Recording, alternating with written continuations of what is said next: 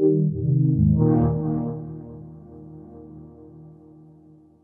name is Christian. I'm the creative director at IO Interactive, and I'm here at E3 talking about our new game, Hitman. We're showing our new Hitman game, obviously with the ambition to try to create the best possible Hitman experience, meaning that we took a look at old games like Hitman Blood Money, where we had these large sandboxes, a Hitman and his target, some of the flavors of Silent Assassin, where the targets are a little bit more high profile, you're traveling the world quite a bit. And obviously also our game Hitman Absolution, where we created living worlds and NPCs are talking and you should actually pay attention to what they're talking about. So we lifted that into our new Hitman game, where we built the largest sandboxes we ever built, with more NPCs in there than we ever tried to do before. And as we also just showed you guys, with some pretty advanced behavior with what the AI can actually do. So you've come a long way from past Hitman games. What have you learned from other Hitman games you're applying to this Hitman game?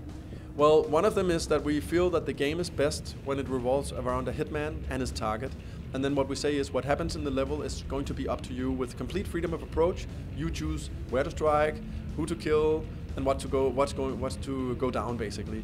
And then what we do inside the level is we tell a ton of small stories, like we talked about here, the head designer, he's arguing with Viktor Novikov in the palace, and you can actually, if you listen in, you might use that for your advantage. The reporter outside is interviewing Viktor Novikov, maybe you can use that as an opportunity. But in general, we allow everything to unfold on your terms. And then we say that the overarching story that you're going to follow is going to take place outside of the levels, because again, our sort of core, the foundation is freedom of approach. You talk about the story and when this takes place in the Hitman timeline. Yeah, the new Hitman game takes place sometime after Hitman Absolution. We find 47 back in his absolute prime and peak fitness condition, as we also show in our CG trailer. He's training pretty hard. He's working with Diana and the agency, and they are very powerful at this point in time. But so are the targets they're going to go after. They are both high profile and powerful people. Like we show in Paris, Viktor Novikov.